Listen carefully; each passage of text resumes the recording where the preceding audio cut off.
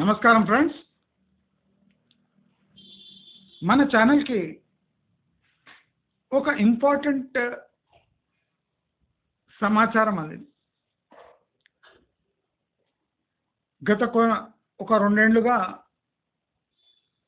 మన ఛానల్ ఇలాంటి సిచ్యువేషన్ వస్తుంది అని గ్రహించి ఛానల్ చూస్తున్న ప్రతి ఒక్క సబ్స్క్రైబర్ని ఈ సిచ్యువేషన్లో ఇరుక్కోకుండా మీరు సేఫ్గా ఉండాలి అని గంటల కొద్దీ వేల వీడియోలు చేశాను. 1000 వీడియోలు దాటిపోయినాయి. నా ప్రయత్నం ఎలాగో అలా మీ యాటిట్యూడ్ మార్చడం, మీరు కష్టపడి పోగేసిన సంపాదించిన డబ్బుకు రిస్క్ లేకుండా సేఫ్గా ఉంచటం, మీ ఉత్సాహాన్ని కొద్దిగా లాజికల్గా చల్లార్చటం, అదే కాకుండా ఈ సైకలాజికల్ వీడియోస్ అంటే మనిషి ఎలా ఆలోచించాలి అనే వీడియోస్ ఈ రియల్ ఎస్టేట్ వీడియోస్తో పాటు వేయడం, బహుశా అవి మీ ఫ్యామిలీ వాళ్ళు ఉంటే వాళ్ళలో కూడా చేంజ్ వస్తుందని నా ఛానల్ ఆశించటం. అంటే నేను ఉట్టి రియల్ ఎస్టేట్ వీడియోసే కాకుండా సైకలాజికల్, ఫ్యామిలీ రిలేటెడ్, ప్లస్ మీ అందరికీ ఒక దిక్సూచిగా కొన్ని వీడియోస్ వేశాను. ఈ కాంబినేషన్ ఎందుకు వేయాలి అని ఆలోచిస్తే, ఈ రియల్ ఎస్టేట్ అనేది out and out commercial transaction కాదు. It's an emotional decision also. అయితే ఎమోషన్ని కరెక్ట్ చేసుకుంటే డిసిషన్స్ కరెక్ట్గా ఉండే అవకాశం ఉంది. కాబట్టి నేను ఈ రియల్ ఎస్టేట్ వీడియోస్తో పాటు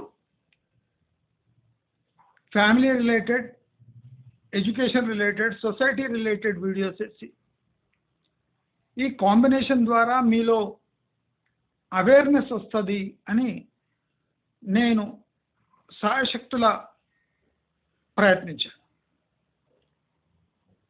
ఈ ప్రయత్నంలో మీ అందరి సహకారం ఇప్పటి వరకు అద్భుతంగా ఉంది. మీ సహకారం వల్ల ఈ ఛానల్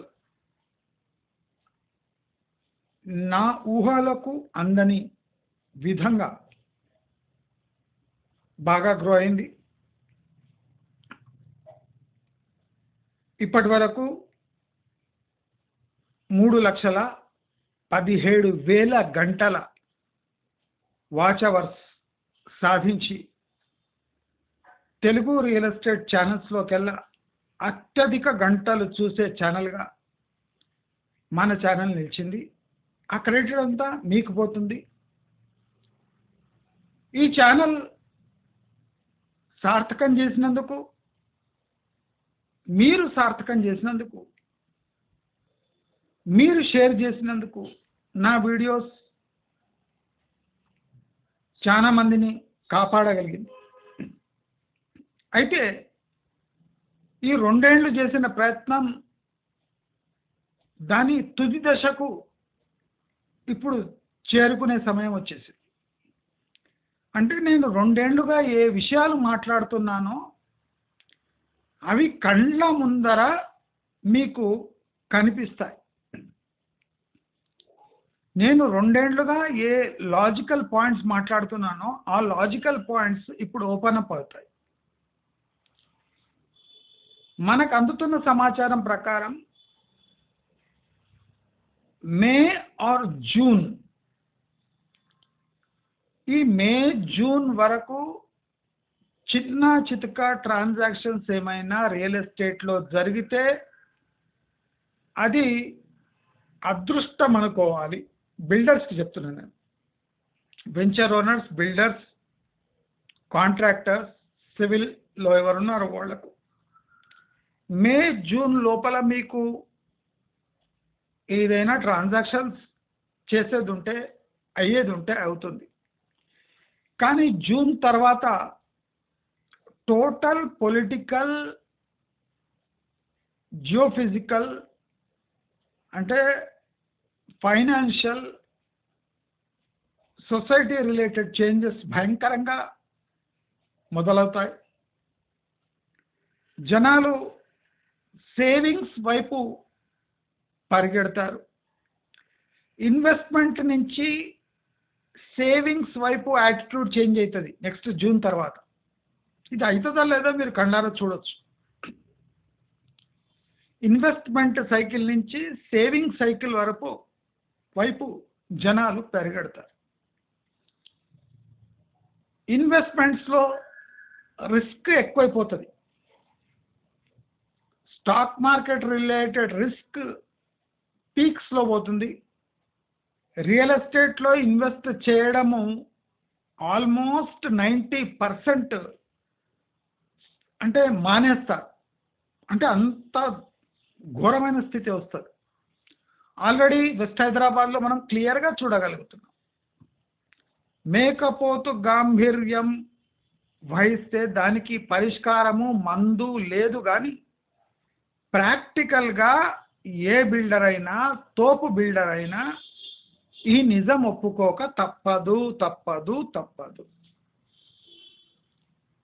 అదే కాకుండా ఇంకో 3 నెలల తర్వాత మనము ఈ హై రైజెస్లో కొన్ని సంచలనమైన విషయాలు మనము చూడబోతున్నాం. నేను ఎన్నోసార్లు చెప్పినా ఈ హై రైజెస్ జోలికి పోయినా రెడ్ ఫ్లాగ్లు పెట్టి అది అమ్ముడు పోకుండా చేస్తారు, కానీ దాన్ని డెమోలిషన్ చేయరు. కానీ మనం జూన్ జూలై మాసంలో కొన్ని వ్యతిరేకమైన పవనాలు వీస్తాయి వీళ్ళకు. అంటే కొన్ని ప్రాజెక్ట్స్లో కొన్ని బిల్డింగ్లు డెమోలిష్ కూడా చేయొచ్చు. అంటే ఆ సిచ్యువేషన్కి కొన్ని చేరుకుంటాయి. నేను చెప్తున్నా, కోర్టు కేసులు అవుతాయి, పిల్స్ పడతాయి అగెనెస్ట్ హై రైజెస్. ఇప్పుడు మీరు చూస్తూ ఉండండి, ప్రభుత్వము చర్య తీసుకోకుంటే స్వచ్ఛంద సంస్థలు సుప్రీంకోర్టు దాకా వెళ్ళి ఈ హై రైజెస్ పై పిల్లేసి ఇవి డెమోలిషన్ అయ్యే వరకు ఊరుకో. నేను సామాన్య ప్రజలకు, ఇన్వెస్టర్స్కి నేను వార్నింగ్ ఇస్తున్నాను. దయచేసి మీరు ప్లాట్స్ కొనండి, ప్లాట్స్లో శుభ్రంగా ఇల్లు కట్టుకోండి. స్టాండ్ అలోన్ అపార్ట్మెంట్ లీగల్గా ఉంటే స్టాండ్ అలోన్ అపార్ట్మెంట్లో మీరు ఫ్లాట్లు కొనండి. కానీ ఈ హై రైజర్స్ వైపు దయచేసి అంటే అడిదికు తిప్పి చూడకండి. నేను రియల్ ఎస్టేట్లో ఇన్వెస్ట్ చేయొద్దంటలేను. మీరు హెచ్ఎండి ఇన్వెస్ట్ చేసుకోండి, డిటిసిపి ఇన్వెస్ట్ చేసుకోండి, ఫామ్ ప్లాట్స్ తప్ప అగ్రికల్చర్ ప్లాట్స్ కొనండి. 1/2 ఎకరం, అర్ధ ఎకరం, సేఫ్. పెద్ద బిట్స్ కొనండి, commercial plots, no problem. But avoid highways and high rises. 2 highways avoid చేయండి, హై రైజెస్ అవాయిడ్ చేయండి. హైవేస్ అట్లీస్ట్ 3 years అవాయిడ్ చేయండి. హైవేస్ పక్కన కొనడానికి పోకండి. హై రైజెస్లో మీ వాల్యుబుల్ డబ్బు ఇన్వెస్ట్ చేయకండి. ఈ 2 నేను ఇయ్యదలుచుకున్న సూచన మాత్రమే. I'm not forcing anybody to do whatever I say, because it is your hard and money. You have to take a final call if you want to invest in this properties or not అనేది మీరు final decision తీసుకోవాలి. నేను చెప్పదలుచుకున్న ఒకటే, ఇప్పుడు real ఎస్టేట్కి ప్రతి ఒక్కటి ప్రతికూలమైన సమాచారం, అనుకూలమైన సమాచారం అట్లీస్ట్ హైదరాబాద్ రియల్ ఎస్టేట్కి లేనే లేదు. ఇప్పుడు హైదరాబాద్ రియల్ ఎస్టేట్లో ఇన్వెస్ట్ చేయడం డిస్ట్రిక్ట్స్ కన్నా రిస్కీగా మారుతుంది. ఇది చాలా ఇంపార్టెంట్ పాయింట్. హైదరాబాద్ రియల్ ఎస్టేట్లో ఇన్వెస్ట్ చేయడం డిస్ట్రిక్ట్స్ కన్నా రిస్కీగా మారుతుంది. అప్పుడు చాలామంది డిస్ట్రిక్ట్స్లో ఇన్వెస్ట్ చేస్తే రిస్క్ తక్కువ అని డిస్ట్రిక్ట్స్కి వెళ్ళే ఛాన్సెస్ ఉన్నాయి. ఇప్పుడు అక్కడ ఆల్రెడీ డిటీసీపీ అని లేఅవుట్స్ అయిపోయినాయి. ఆ లేఅవుట్స్ అంతా డిమాండ్ లేకుండా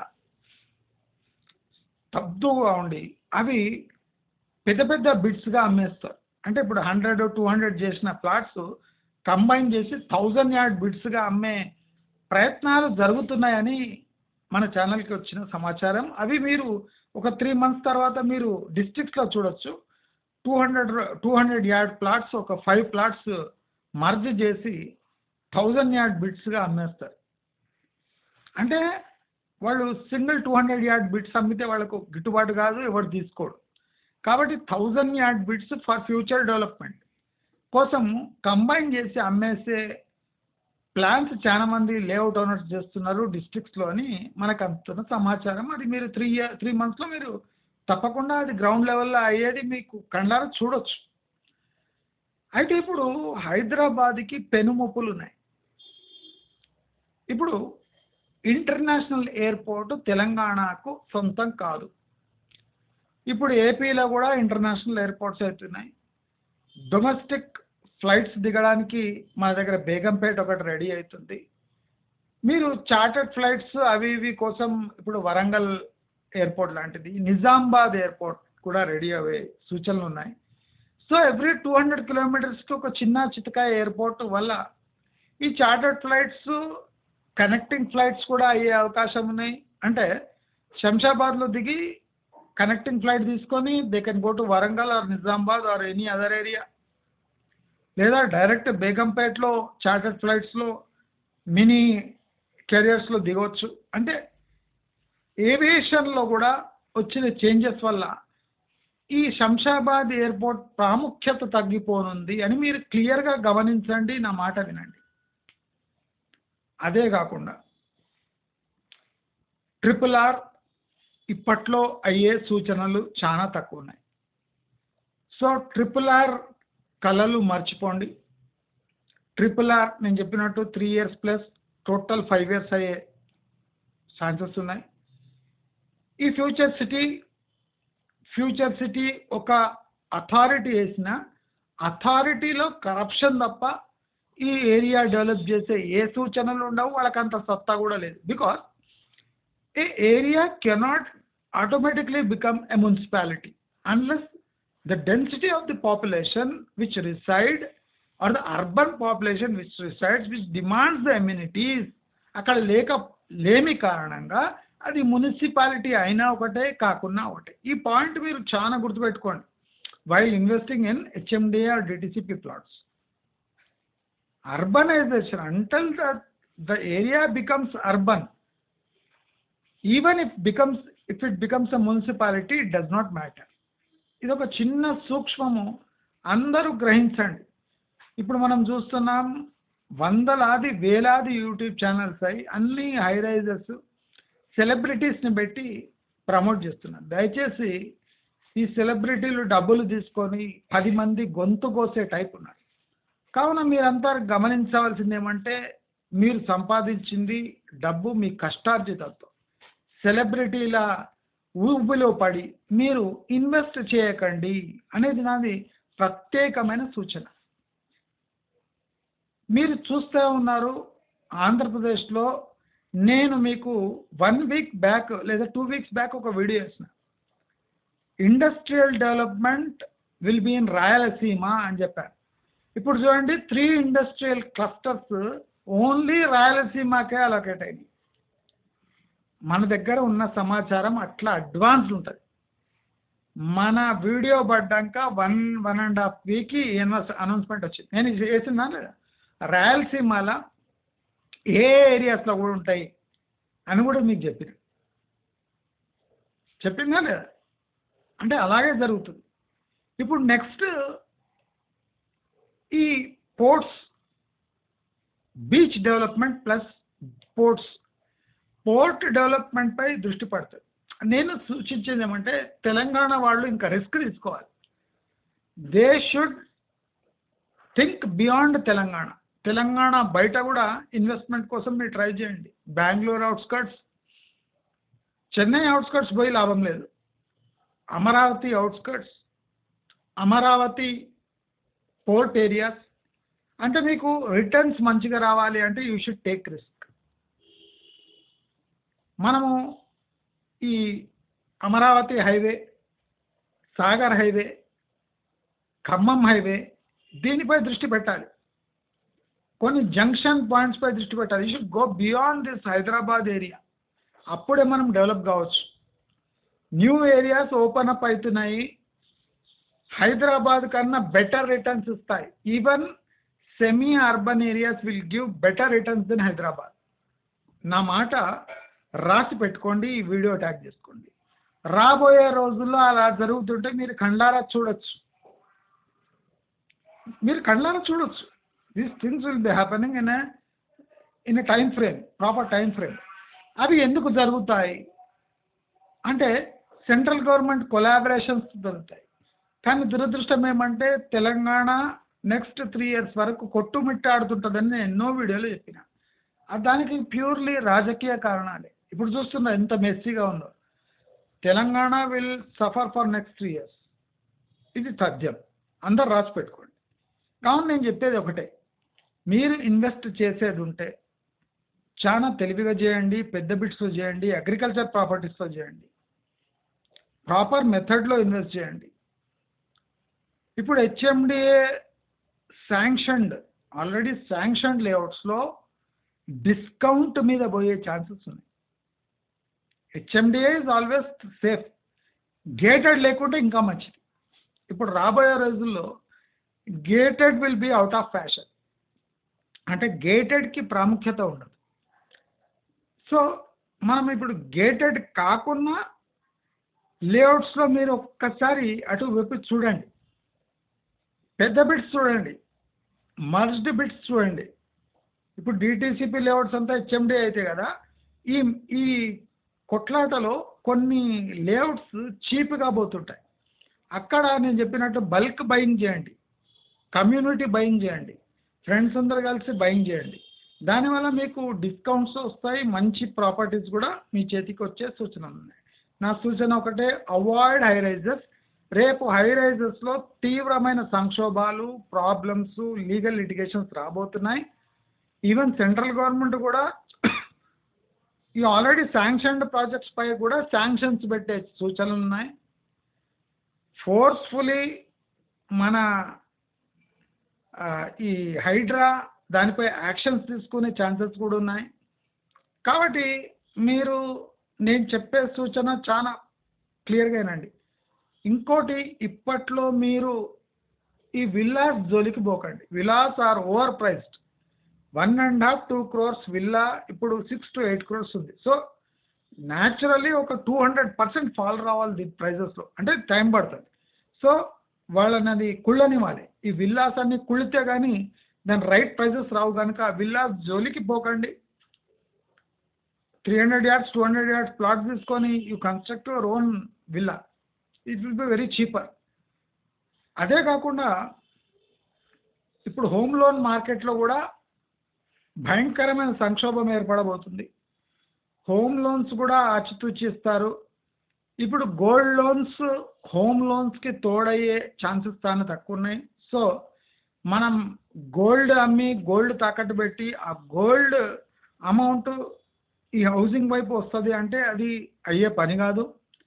ఇప్పుడు గోల్డ్ బ్లాక్ కావటం వల్ల ఫైనాన్సింగ్, రీఫైనాన్సింగ్, బారోయింగ్ కూడా చాలా తగ్గుతుంది.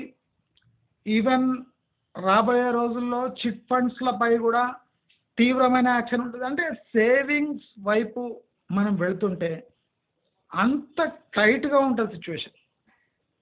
సేవింగ్స్ని అంటే మనం ఏదైనా ఇన్స్ట్రుమెంట్లో ఇన్వెస్ట్ చేయాలి అంటే అన్ని రోడ్స్ బ్లాక్ అవుతున్నాయి. నేను లాస్ట్ వీడియోలో చెప్పిన అది ఎందుకు అవుతుంది, ఎలాగవుతుంది.